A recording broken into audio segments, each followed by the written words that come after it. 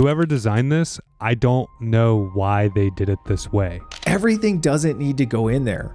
You don't need every piece of equipment potentially in that bag. What you need is the right equipment in the right spot at the right time. The bag design can help you reduce the friction. Design improves performance and thus outcomes. We need to be able to take care of one, maybe two patients. We don't need to run like a bleeding hemophiliac bus rollover out of one bag. If I had one bag that, for my IO, how would I want to lay it out? Yeah, we talk a lot about having backup plans, or this idea of planning to fail. This is what we need to accomplish our mission. How do we design the bag to do that? So yeah, I was working in a busy urban 911 system that was really fast paced, and we would run a lot of calls. And it was about 5:30 in the morning. We were posted in a residential neighborhood, and a call came in for a cardiac arrest.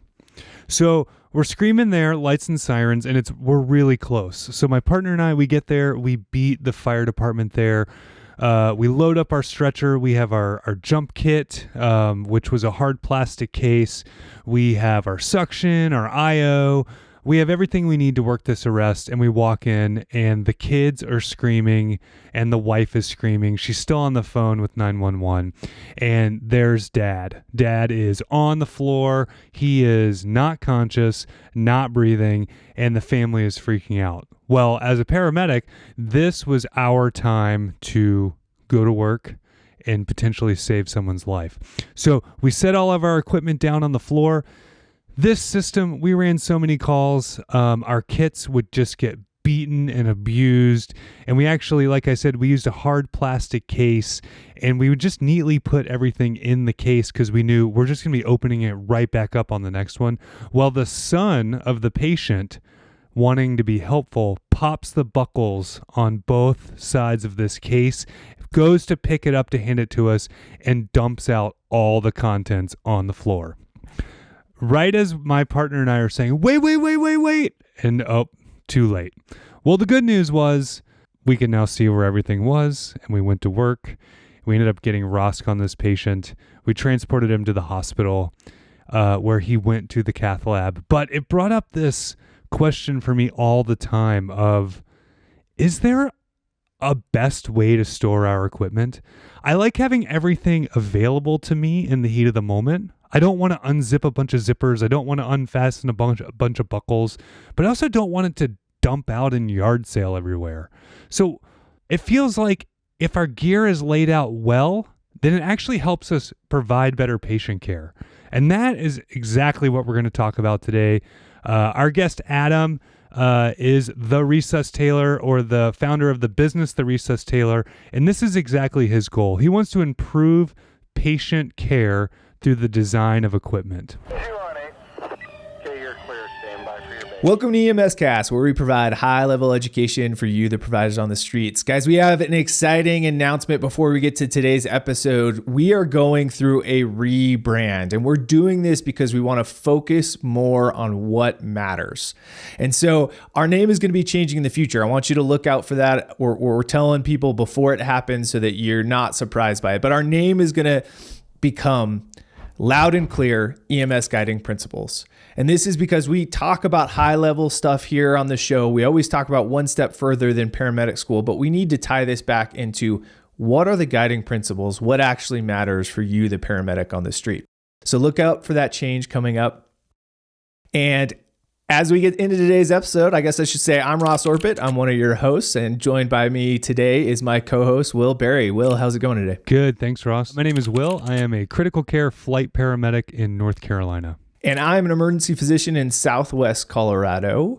And I'm pretty excited for today's episode. In a lot of our previous episodes, including the one with Scott Weingart, we talk a lot about how, amateurs talk plans and experts talk logistics.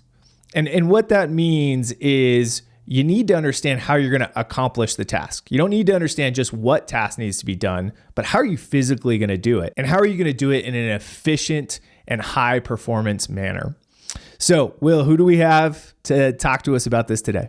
So yeah, Ross, today on the show we have Adam LaChapelle. He is the owner and founder of the Resus Tailor, which is a custom gear provider here in the United States. They can work with you and your agency to design the kit or bag that you need specifically to your system's constraints.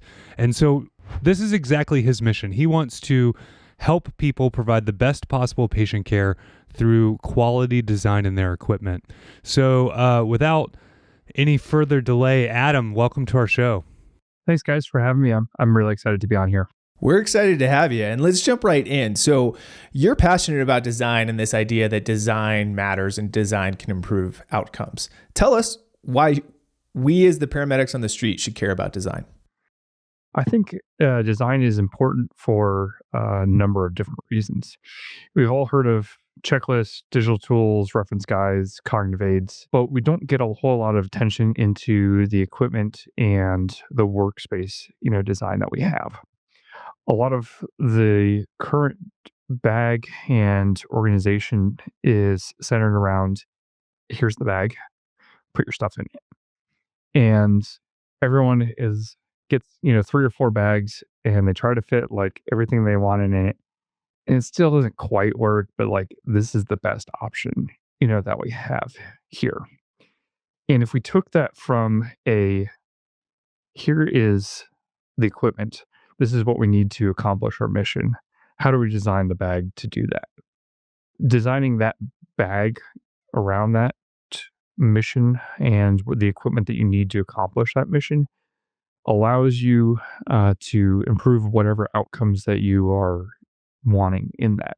It could also mean that the restraints on your system that prohibit you from carrying a whole lot of stuff. So you need to be able to carry the 3 things that you need to be able to hike up that mountain to be able to help that patient out.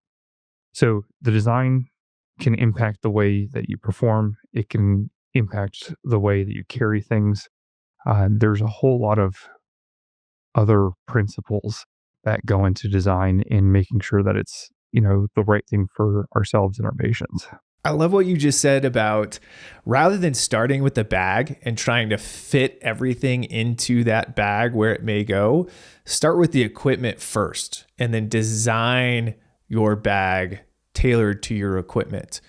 I think that's a really good philosophy. Also, you mentioned everything doesn't need to go in there. You don't need every piece of equipment potentially in that bag. What you need is the right equipment in the right spot at the right time. Yeah, and I think you kind of alluded to that even before you say, here's the equipment. It's what's important to us here.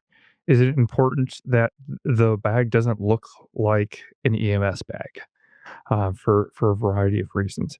It could be that it's modular. It could be that, hey, between the 2 people that are on the truck, we got to carry everything. Maybe it's your high performance, EMS system when related to cardiac arrest, and that you need, to make sure that every, second, you can shave off, here. If that's important for you guys, or if it's important that, you provide really good trauma care. So every EMS system has their goal and what they're focused on there. And so being able to kind of distill that down from, okay, this is what's important.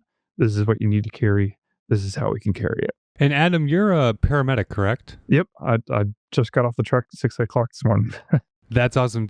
How did this passion kind of initially start for you? So it really started back in 2019. I think even really before that, I was just passionate about design. So, I was the guy that, hey, I know I just told you guys to get this bag, but 3 months later, I think this bag's cool. I found it. And what really kind of opened it up was I attended Fast 19.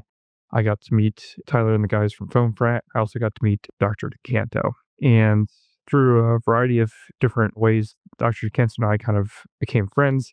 He introduced me to a Scottish paramedic named Paul Swinton, who had created this innovation bag called the SCRAM bag.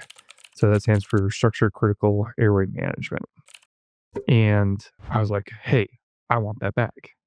And so I tried to order it from the company. They're like, hey, you got to pay in pounds. And I was like, I have dollars. Like, can you guys like take dollars? Like, I don't know how much exactly to pay you, like in dollars to make it pounds. They're like, now you get paid pounds. I was like, You telling me to pound sand? I was like, I don't know what the little squiggly thing is. Like, help me out.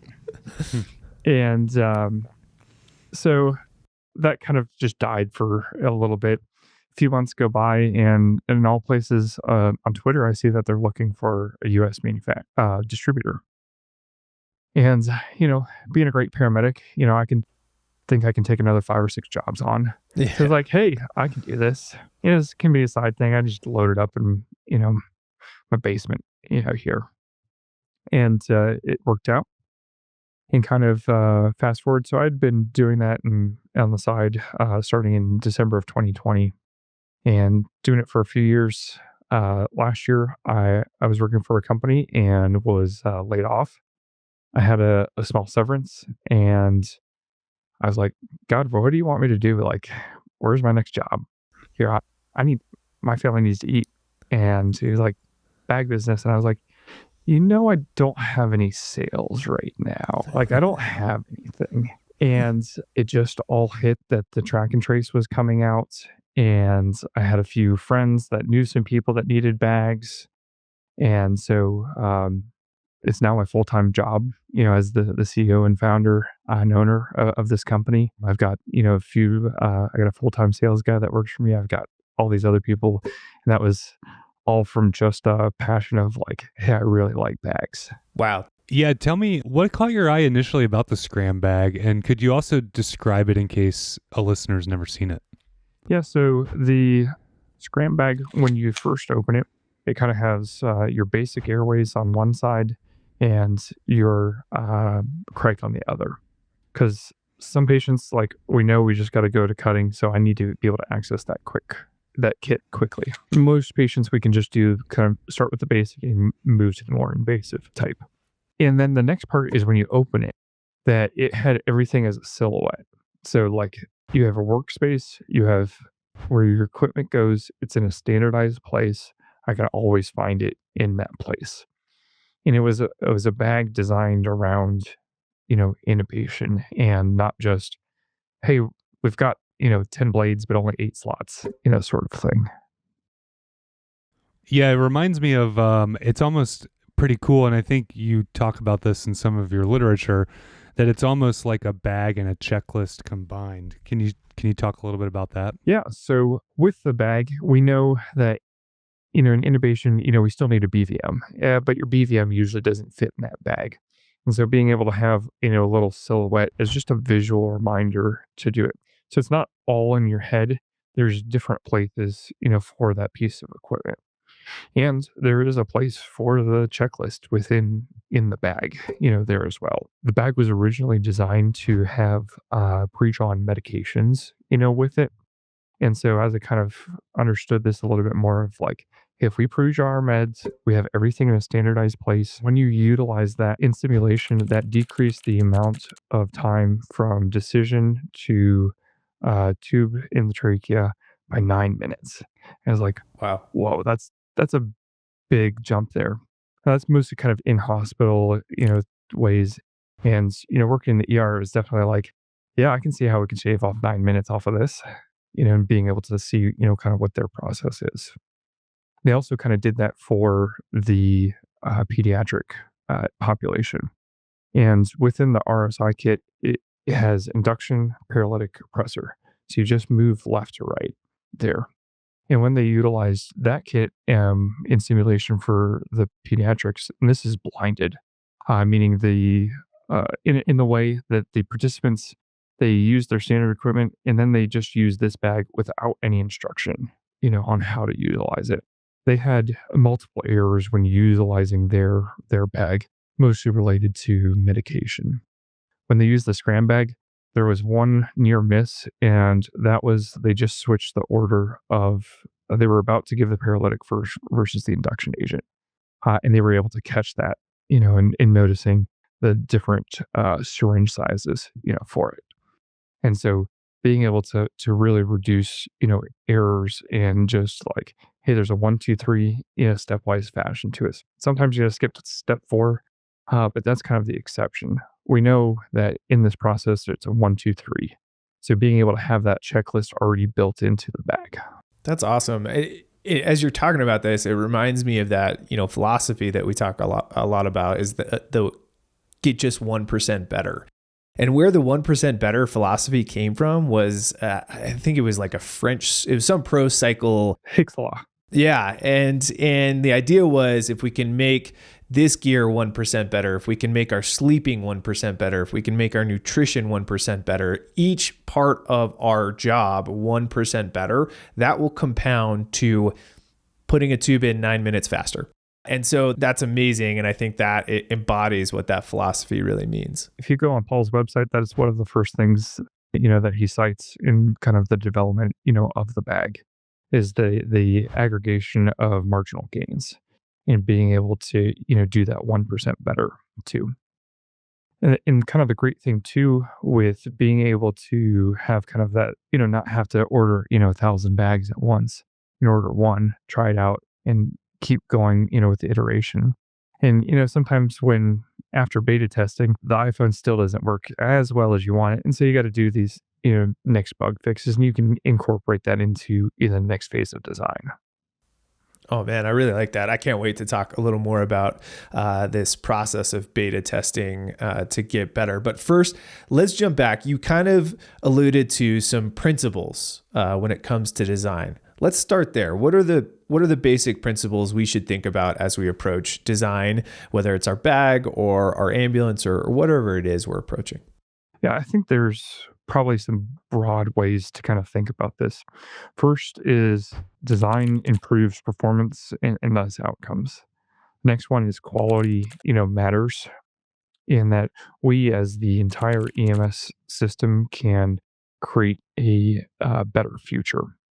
And so each one of those, we can pull on there. All right, great. I love those principles. Let's dive into kind of the first main point then, design. Design improves performance and thus outcomes. What does that mean? So we know that cognitive aids help clinicians in time-sensitive scenarios provide better care.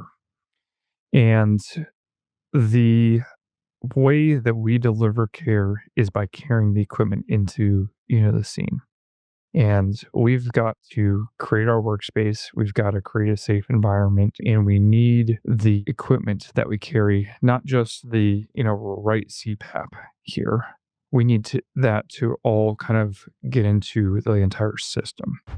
And so that when we design the system from being able to just take vitals, to be able to handle trauma, to be able to handle a cardiac arrest, there are different layers and different needs and different amounts of equipment, that we have with that. And so when we can kind of hold, that, part, in there, we can design the system, the workspace that can be a force multiplier and be able to enhance the ability to provide effective care. I was one time in a nursing facility, and I was in a field training program, and my partner who was training me, he was like, "Hey, get in the elevator. The patient's going down the elevator." And I said, "Oh, okay." And I got in, and then I realized I had nothing with me. And so then the doors opened, and he had gone down the stairs and was waiting for me at the bottom. He handed me the kit, and he just said, "You're not a paramedic without your paramedic shit. Don't forget this." And I think EMS is unique because no other avenue in medicine do we bring everything to you. Usually the patient's coming to seek care somewhere else. And so how we, our outcomes and our performance are driven by us getting there and being able to do our job, coming to you to do the job. And the transportation of our equipment is integral in that. I think a common pitfall in EMS too is we don't understand how important this is or how much this can impair us if we have poor design until the moment. Everything fits in the bag, it seems tidy, and then shit hits the fan and you need something, or you open that bag and you can't find the piece of equipment and you're like, why isn't this design better? And we don't realize that until the moment. And then it ends, we put everything back, it fits in the bag, it fits in the spot in the ambulance, and we forget about it again. And I think this can also talk to the importance of simulation. Even if you're doing like mental simulation, still going into the back of your ambulance, grabbing your kit, taking it out as you think about the call and the mental simulation, physically getting your hands on the equipment and the different locations. And if you practice this, hopefully you can identify some of the shortcomings beforehand and then work to improve them. And we'll talk about the improve in point 3, but before we get there, quality. You mentioned quality. Why does quality matter? Quality matters because we are in an industry where if something fails, like we got to have backups to it. We got to have iterations, to that. We beat up our stuff. And, some of it's, just the environment that we're in there. And so having something that is going to withstand that is important. And, a lot of people are like, well, let's just, use the Pelican case. That's robust. Like, okay, that is robust. Like, you're probably not going to break it there. You're also going to break some kneecaps, with it. And it's really heavy. And there isn't a whole lot of, design into it. It's just this box, there.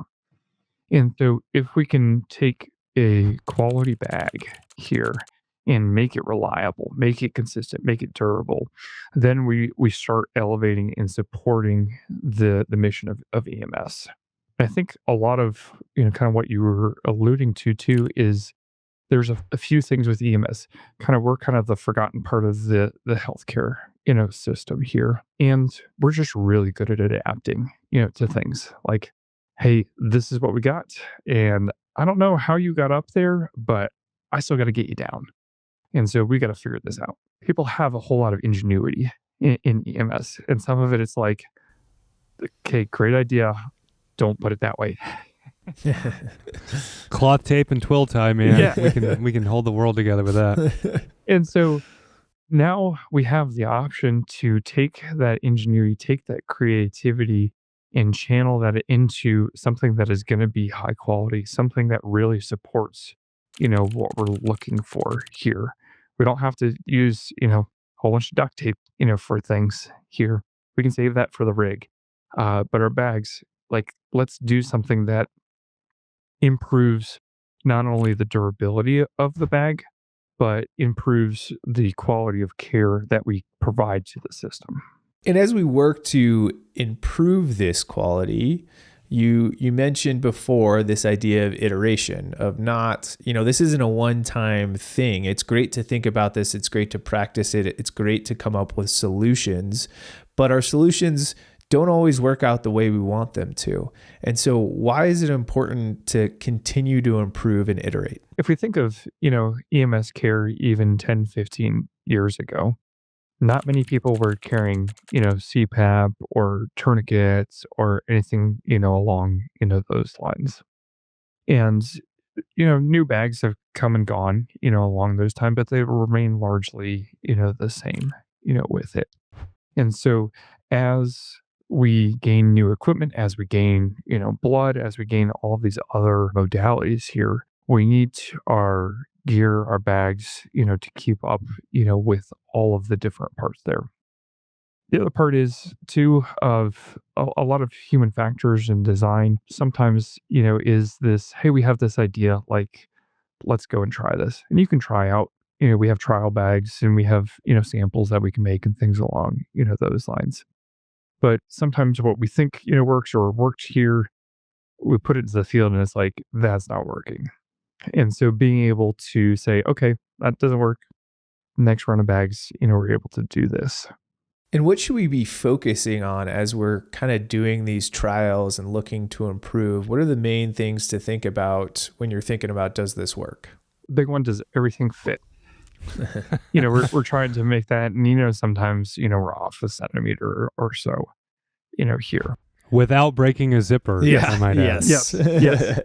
And so, does it fit in the spaces that we need it to fit? We have all of these constraints. Is it really achieving those outcomes that we're looking for? Is this intuitive enough that You can hand it to the guy that's been on disability for the last 6 months and hasn't been on a truck, and they can start going to town, with this. Or is this something that, you're going to have an hour PowerPoint, to be able to tell them about? And it's like, okay, how do we make this really, seamless and easy for everybody involved? I love that idea of as you design something new and create a new process, one of the tests that you should maybe think about doing is take somebody you haven't provided any education to on that and throw it at them and see what they do with it. See what they intuitively reach for, and what you thought might work, they go a different direction, and you need to kind of go back to the drawing board. I love that. I think too that, there are third-party EMS systems, all across, the US. And so there may be differences in, bags and equipment, between the two agencies that, frequently work together. There is that, hey, we need to tell the fire department, this is where things are, now here. And so it's really working on that change management, which is going to be hard even if you design the best thing, there. And I think that's where we really, want to thrive is we can help, with that entire process and being able to explain like, hey, this is why we created it this way, instead of like, yeah, that's the bag. Like there's a reason, we put, the big, robust zipper on it. Yeah, I always think about in a lot of bags, you open up a flap or an area, and there's going to be a something that's, I always think about it in terms of airway, but it doesn't have to be necessarily for airway, but it's got some little elastic loops and maybe some like mesh little pouches and stuff built in. And I always think to myself, like, whoever designed this, I don't know why they did it this way. So like they had a mental model in their head, like, oh, the laryngoscope should go here, the McGill forceps should fit here, but I'm not in their head. So I don't know how it's, air quotes, supposed to be laid out. And so what do? I just stuff everything in. And so it makes a lot more sense if I can from the get-go say, well, this is what I have. Let's build a spot specific for it, especially as our equipment evolves and changes, like you were saying. And that's what made me think about this. Like, if your system introduces a video laryngoscope, let's say, and that's a completely new piece of equipment to your system, well, now you have to figure out how to integrate that in without it, getting damaged and all that. And I think that's also kind of one of the big things to take away from the SCRAM bag too, is the way it was designed is that everything kind of pulls towards you. So you don't have to do like these kind of fancy maneuvers to try to get this one piece out, from the bag. It's designed in those really little intricate ways that most people wouldn't think of there. The best way to kind of illustrate that is there is a lot of Norman doors here in EMS. And what the Norman door is a door kind of with the push bar, but it's really a pull. So, okay, yeah, you try to push it in and you really got to pull it out, here. It takes you an extra second. It's annoying on most part. So that adds friction to the system. We can reduce that friction by designing something that is designed to perform that task. That's really interesting. Do you have any other examples of things we can do to reduce friction through our design? The way I like to think about it is when we're talking about, let's say, a primary bag or a jump bag here, most often you're just going to need to get, the blood pressure cuff, the pulse ox, glucometer, that stuff, out of there. Then sometimes like you need a tourniquet and you need it right now. And so having those pieces on the outside of the bag and being able to access that in a way that it's just a grab and go, it's kind of that reflex. You're not having to dig through, multiple layers. Or that, hey, it's a cardiac arrest. And I know a cardiac arrest, like we just open the bag and because we need, 5 or 6 different pieces of equipment out of here. And so being able to say, okay, when we just open it, like we can run a cardiac arrest without having to go into 3 other compartments. I like that. The other part would be kind of role assignment there. And so yeah, if someone's on airway, they need the bag, for the airway. If you need somebody on breathing, they need that part, or on access or on meds. And so being able to pull apart that, we've kind of had that kind of built into with the various pouches, that we have. But again, I think the pouch design and the smaller kits within the bag, that's kind of where the biggest part that I think the industry has failed us is that it's like we use like 3 of the loops and they kind of fit, and the other 6, it's like, I really don't know what you wanted me to fit in here, but it doesn't fit. There. Yeah, I feel you on that. One of my pet peeves is, you have an airway module, let's say, or a bag within a bag, and then there's pouches and bags within that. And so sometimes it's like this scavenger hunt for the one thing that I really want. And then what we end up doing in EMS is we grab a second one of those items and we stuff it somewhere else, and we end up with a lot of excess duplicate equipment. Yeah, if you kind of think about what your airway kit is right now, you have your intubation bag, you have your backup airway bag there, so usually your iGel bag, and then you have your crank kit. So those are 3 different kits here that we got to set up to do one procedure on this. We need most of the components here because we need to be able to go down that algorithm there. We don't need to go into 3 separate bags just to like do it. You're going to hear whole lot of zippers instead of a whole lot of action, into it. I think what people will find is when they start really thinking about the systems of care and think about how they perform in a cardiac arrest, that those really high performing systems, there's very short like chatter going back and forth, but it isn't a whole lot of noise. You're not hearing a whole bunch of zippers into it. And so when you hear a really good cardiac arrest, like the volume is really low on things. And so that's because there's not a whole lot of friction to that system. And the bag design can help you reduce the friction of that system. You're not looking for the same piece of equipment in 2 or 3 different places. Yeah, we talk a lot about having backup plans, or this idea of planning to fail. So, if your primary plan, which you're trying to proceed with, is going to fail, what's going to be your backup plan, and how are you going to logistically accomplish that backup plan? And so I like this, having your primary backup and backup to your backup plan all being in one place rather than having to access 3 different kits. Yeah, I think it's important, that we understanding of what that procedure actually entails. It's not just an intubation. We have to get an airway on this person, and that can mean a multitude of different things. When we had talked about this before, you had mentioned kind of this comparison to the Broslow tape and the importance of the iteration. Tell us about that. So when the Broslow, system, came out first, it was like, hey, pediatrics, they had some stress, to the situation. How can we reduce that stress? Well, there's different sizes of equipment, that people, need to be able to treat, a 10 kilogram versus a 20 kilo patient here. And so they put the pieces of equipment, in there. But when you look at the Broslow hand-heavy system, there are duplications between the different levels there. The Broslow or hand-heavy bag also is way different than the rest of our bags. It's color coded, to that specific patient here. It's like, grab the green one, and that's what you need for the green patient. Except the tube holder, the laryngoscope handle, and the start kit, those are all in a different part of the bag. So we're still going into multiple sections, of the bag to be able to have that. So it creates a little bit of equipment waste here, which increases the bulk and size of the bag, to it. And then we're still having to go into other parts, of the bag to be able to perform, whether it's an IV or an airway procedure. And so what if we had a bag that instead of pulling out the green and then being able to get the auxiliary equipment to it, what if we just had a bag that everything was labeled like we, would normally have our bag?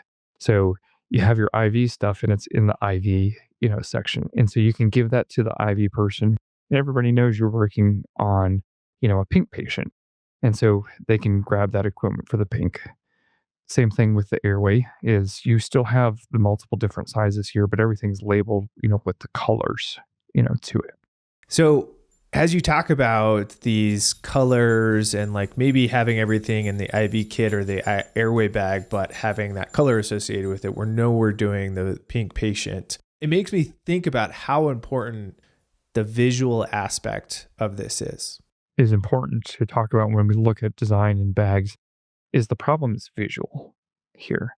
And so we're talking about all the different elements of it here. And it can make sense. And then you start laying it out. And that's when the light bulb, really starts to come on and saying, oh, now I see why when I open the IO kit, I can have my gun, I can have my 45, I can have my start and my flush kit all in one area without having to go through multiple layers, of it there. You guys can do that, even on your shift, just be able to lay it out. Like if I had one bag that, for my IO, how would I want to lay it out? And I would want to be able to get to the 4 pieces of equipment that I need right then to be able to perform that task. I don't need to shove in, the 500 bag and the pressure bag and, whatever else, into it. Your goal when performing the IO is just getting the IO. The fluids, the medication administration, that's technically a different role, within there. And so being able to delineate, what those roles are and be able to visually look and see what that problem is.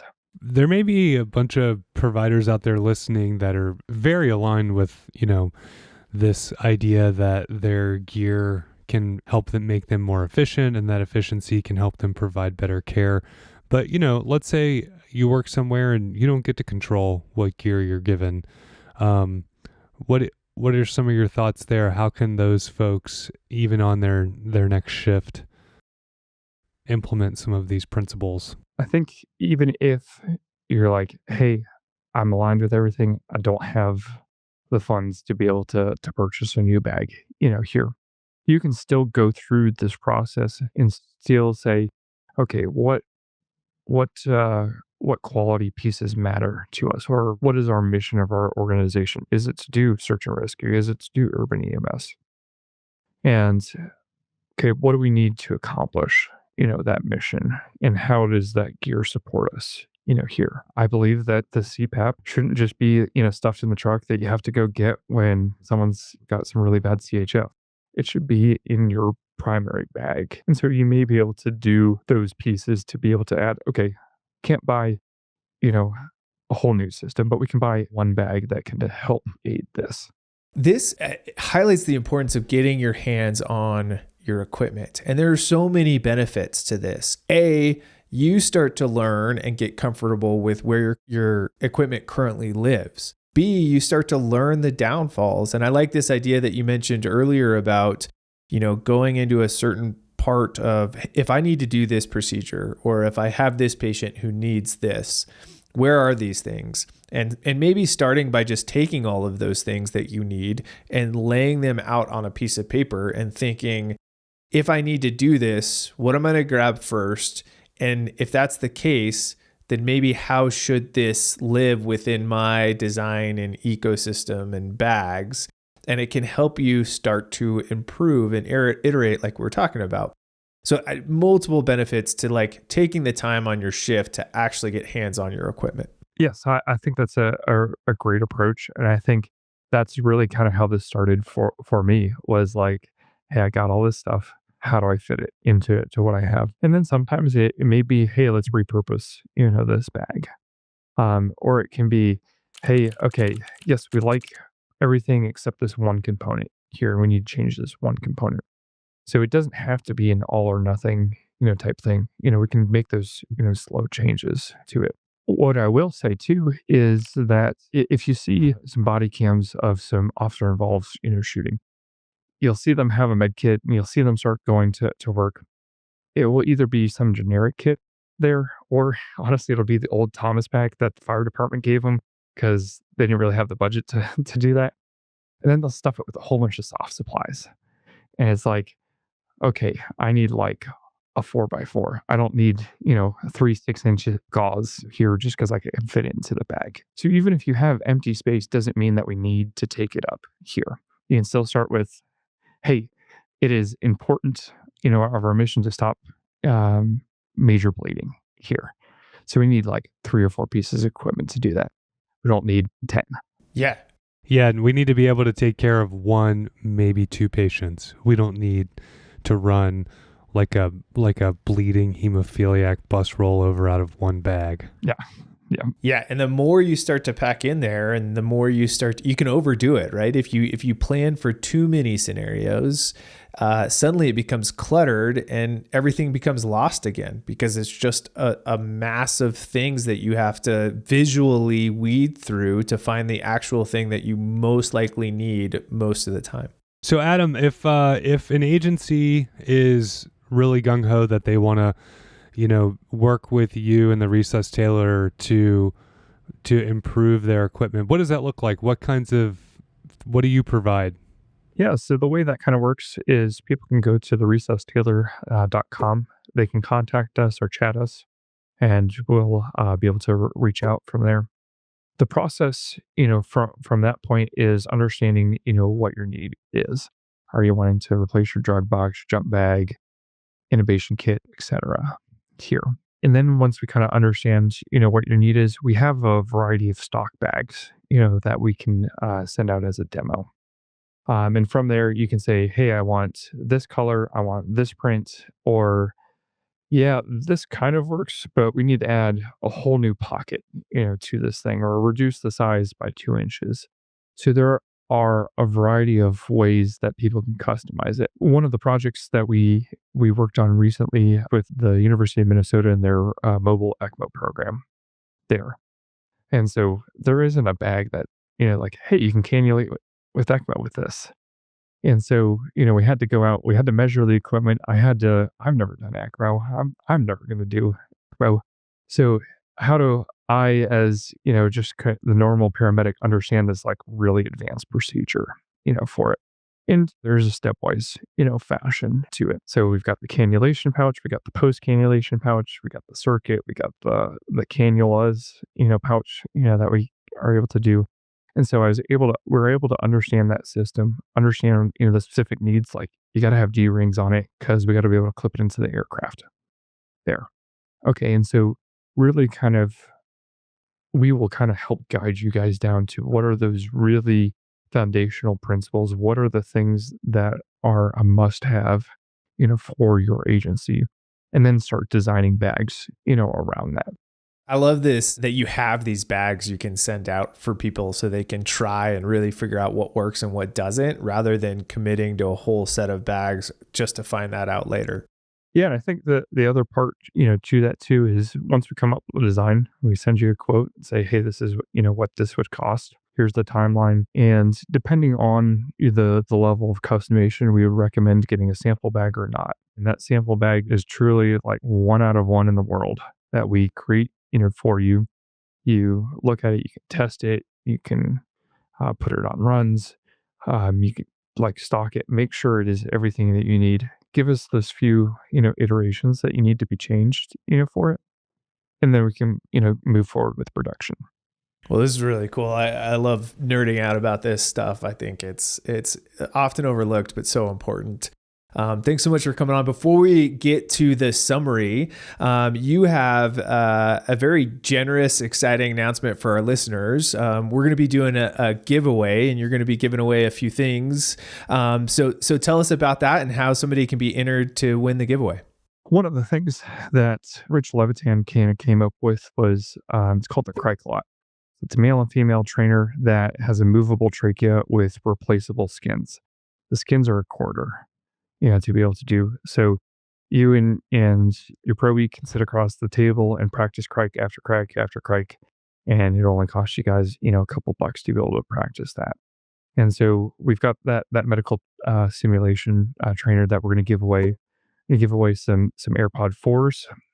And we're also going to give away a belt buckle. It says, you just yeed your last haw.